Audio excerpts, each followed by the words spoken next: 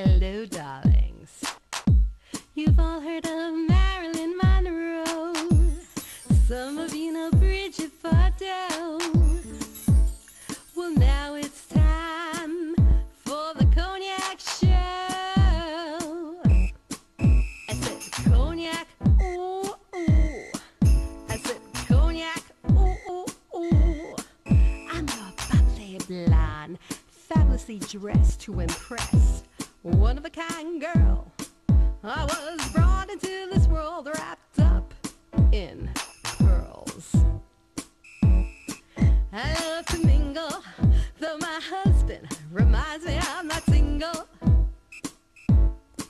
I meet and greet both the famous and the elite. I ride in limousines, drinking the finest champagne, wearing furs, dazzling diamond jewelry. A girl can't complain. I live the upscale life, dining in the finest restaurants, eating the best caviar for free.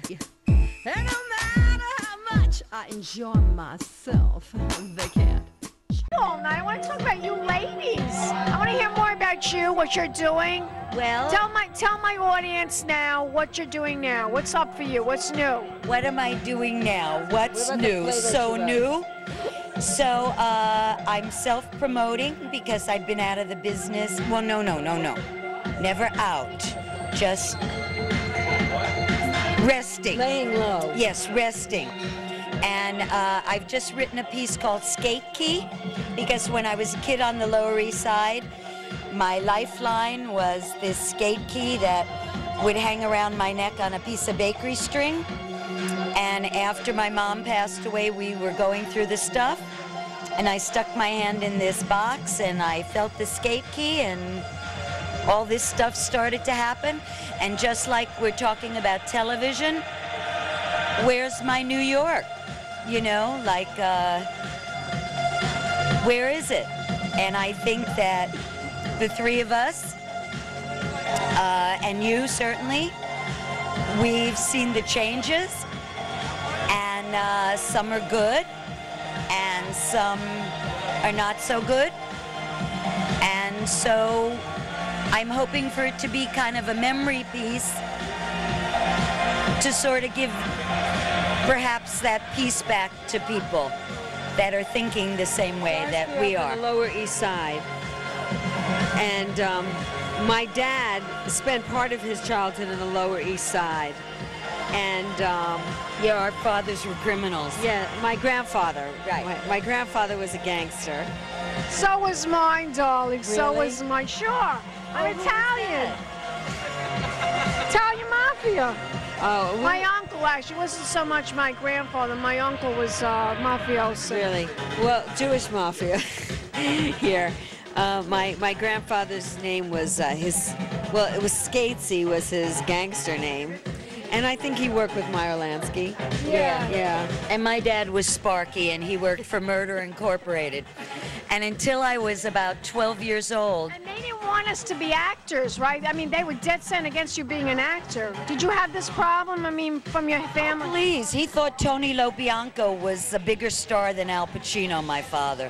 What does he know? Oh, but I shouldn't say that because my new manager, she represents Tony LoBianco. I think he's He played my wonderful. husband. He played my I think husband. he's wonderful. But that's another story. So anyway, I'm trying to pull Ilene back into the theater with me, I'm still in the theater, so but in a big way, yeah. because, All three of you should work on a project together. well, here you go. This is the The artist, design. the set designer. Very, very wonderful painter. I have a huge painting that I bought back in 1978, and I love it. When I look at it, it gives me such peace and such, tranquility. Oh yeah, and speaking of Al Pacino, he bought one too from that series. So is she allowed to say her website? Oh, absolutely. Oh, yes. Tell my audience what your So they can look at your work. Come on.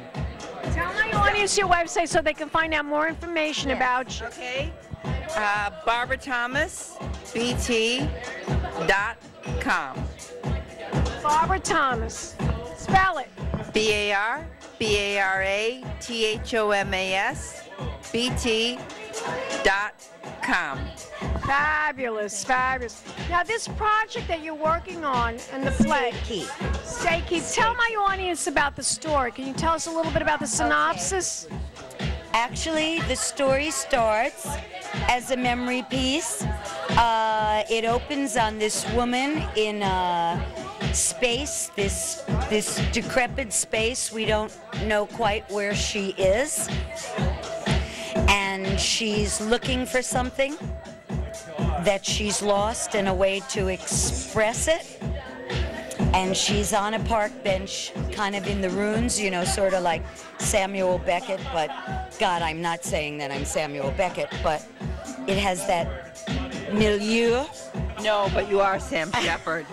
No, I said Samuel Beckett. But you get it straight. Sam Shepard. Yeah, well, Sam Shepard. That's Sam Shepard. yeah, Sam. Whoever. So she's on this park bench, and there's all these ruins around her, and she starts to talk about how lost she is, and how she's come to this place to find what she's lost. Then, from under the bench comes this beautiful homeless waif woman. And Speak quicker. oh, and speak quicker.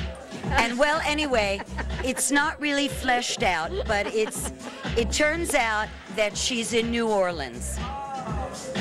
Fascinating city, isn't it? Very. And she's in the devastation of New Orleans. And this homeless woman sends her to social services, and this guy can't service her because he doesn't answer her question. Well, she goes back to the park bench, and vis-a-vis this homeless woman who's been displaced literally and figuratively, they reinvent the moment of her finding her skate key. And well, I'm not really doing it a lot of justice. Whenever we get it up, then you'll come and see it. Now, you wrote this yourself. You're writing. I'm in the process of writing it. I've never written anything before. That's why I'm so befuddled explaining it. But it is a memory piece about loss and displacement, and how just the human spirit can make the connection to put these things kind of back together. That's what I would like for it to say. Tell Cognac what the symbolism of that skate key is. Well, of going back, of going back to a time, especially in New York City, when as a child, we were able to spend hours and hours and hours alone, yet not lonely, not bored. You were allowed to play outside, right? Oh yeah, that's Yeah. all we did was play outside. In Brooklyn, we played outside, and we played for outside hours, from morning till night. till it got dark. We played punch ball. And there was a community. There was a sense of community and there. it never felt dangerous. Like a neighborhood, a real neighborhood. I mean, we don't really have that anymore in our I used to go society. bike riding out in Brooklyn, and then in Long Beach, in Atlantic Beach. I used to go bike riding, and you know, at 8 years old, and my mother never would go, "Oh my God, I can't send my 8-year-old Give out." me a kiss, darling. Mwah. Great. Thank you so much. Mwah. Thank you so much. Back in a moment, darlings, with more celebrity interviews coming up. Pink champagne kisses.